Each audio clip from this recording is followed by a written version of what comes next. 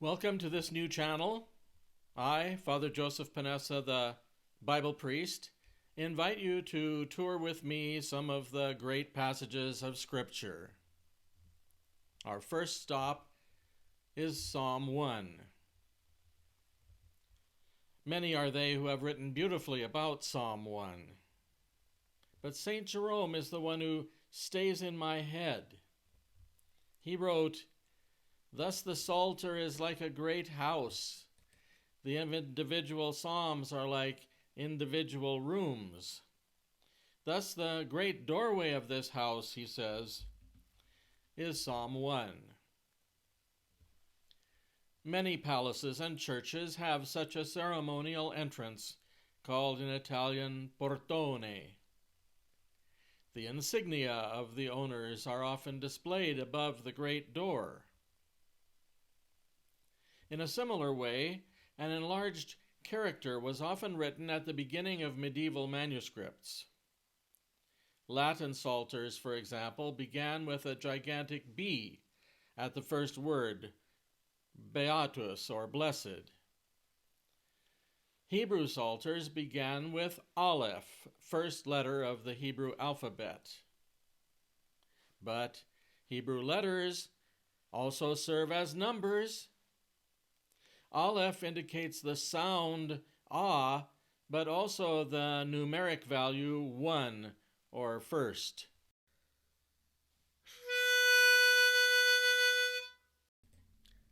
Ashrei ha'ish asher lo halach baratzat rasharim. Blessings belong to the one who has not walked by the counsel of the wicked. Uvederech hata'im lo ramad, uvmoshav leitzim lo yashav. Nor in a way of sinners stood, nor in a session of scoffers sat.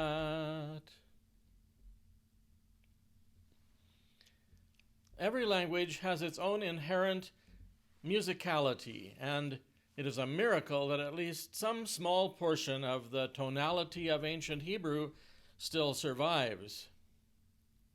That particular melody has survived until today in the synagogues of Yemen and in Sunday vespers of the Roman Church. In Gregorian chant, it is called the peregrine or pilgrim tone. I use that tone as the rhythmic pattern for translating the Psalms into English in my book, The Peregrine Psalms from Emmaus Road of Steubenville, Ohio. The key word of the entire psalm occurs in the first verse, and that word is ha'ish, which I translate the one. Elsewhere it is translated as the man, and man he is, but the emphasis does not lie there. Gever is the proper word for a person of the masculine gender. Adam is the word for a human being, either a son or a daughter of Adam. Ben Adam is a male descendant of Adam, an ordinary man, a man close to the earth. Ish, on the other hand, is a man of distinction, a person of note. In the context of marriage, Ish is the bridegroom, and Isha is the bride. The bride was searching not just for any Adam, but for her Ish. In deep antiquity, people gathered into tribes where everyone got identity from the group. Adam is such a concept. All his offspring participate in his nature and in his sin. The Greeks and the Hebrews invented the notion of individuality, and at just about the same time.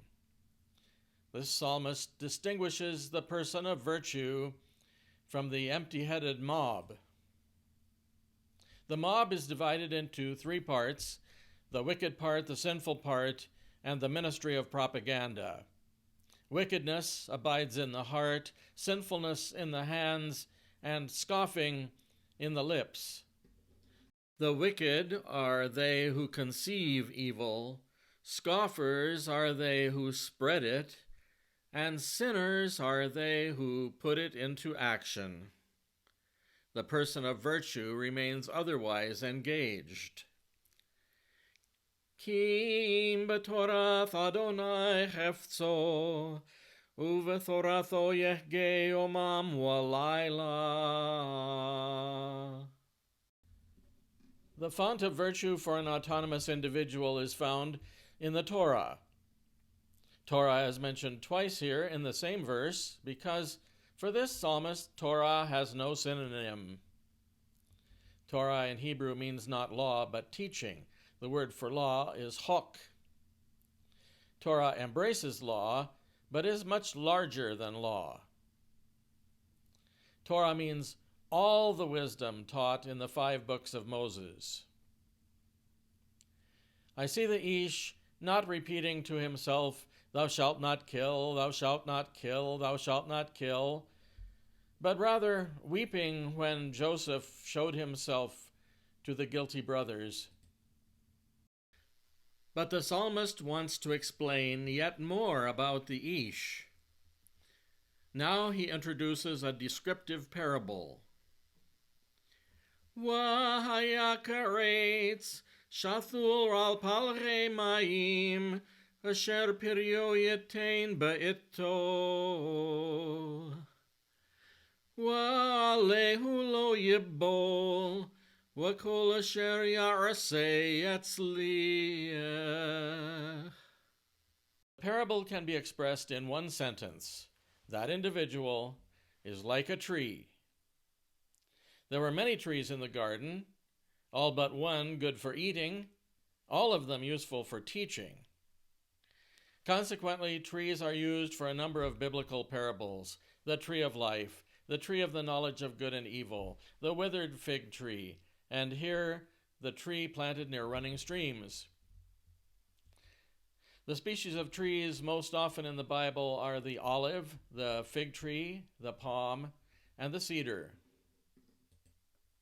All of those trees are evergreens, except the terebinth, and under harsh conditions, the fig tree.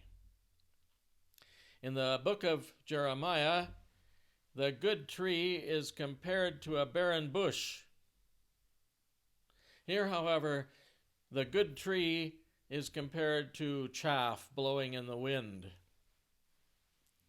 This second parable treats the subject from another angle. Hear verse 4. Lo kein harasharim ki im kamots asher tidfenu ruach. Not so are the wicked, but rather like the chaff, when wind will scatter them. In the tree and in the chaff, we have the same dichotomy which Greek philosophy makes between the one and the many. Social pressures drive many to sacrifice their consciences. It takes valor to stand up to the mob. The psalmist now becomes prophetic and distinguishes between the proper destinies of the one and the many. Hear the 5th verse. Ral kein lo yakumu rasharim b'mishpot, v'hataim ba'ardath tzaddikim. Thus the wicked will not stand in places of judgment, nor sinners in an assembly of just ones. Now, for the first time, the psalmist acknowledges the existence of an assembly of virtuous people. Each person is virtuous singly, but contributes virtue to the whole. The togetherness of goodness is more solid than the togetherness of evil. Everyone who is good works with and for others, but everyone else works for himself alone. Or in the language of the psalmist, Trees stand together while chaff blows every which way. Verse 6 affirms this notion of togetherness in virtue. Ki yoder Adonai derech tzaddikim v'derech rasharim tobeth. For Adonai makes known the way for just ones, while the way of the wicked shall be ended. The psalmist returns to the vocabulary of verse 1, differentiating the way of the just one from the way of the wicked many. These are not material roots, but like the Appian Way, for example, but rather they are differing ways of life. The psalmist seems to have mixed his metaphors. A tree stands in one place, but a road leads from place to place. But in fact, these two images go well together. In the deep desert, water sources are few and far between. Pilgrims had to travel from tree to tree. For the weary pilgrim passing through an inhospitable countryside, nothing is more beautiful than the sight of green. The upright tree is a sign of life in a parched land, and the upright human being is a sign of grace in a fallen world. We can steer our course by them, both then and now. Years ago, I gave a little homily on Psalm 1. Eventually, it became the first homily in my recent book, Homilies from Montana. It was 1983 in Miles City, Montana, and I said this: Each Sunday, we three priests travel in turns to the town of Jordan to offer Mass. On the way there and back, we pass one great tree near Angela. You yourselves have seen it. Its branches grow skywards in seasonally changing shapes and colors, green in summer, brown in autumn, bare in winter, and greening again in spring. Today the psalmist sings that the just man is like that tree. How can that be so? Because it is a parable. Firstly, he is planted near running water. A tree can't thrive just anywhere. It must stand near water. In a vision, the prophet Ezekiel saw water flowing out from beneath the threshold of the temple toward the east. Just so, the wounded side of Christ sends forth the waters of grace to irrigate the roots of our souls. Secondly, he yields his fruit in due season. Every creature bears fruit. Trees bear leaves, flowers, fruits, nuts, and oxygen. As moral beings capable of good, we humans are meant to bear the fruit of righteousness. Jesus says, "The good man produces goodness from the good in his heart." James adds, "The harvest of justice is sown in peace for those who cultivate peace." Thirdly, his leaves will never fade. We must be evergreens. As another psalmist sang, "The just man shall flourish like the palm tree, like a cedar of Lebanon." Well, the cedar has a very long lifespan. 12 cedars in Lebanon are more than 1,000 years old. So we, germinating in grace, growing in goodness, shall receive the crown of life.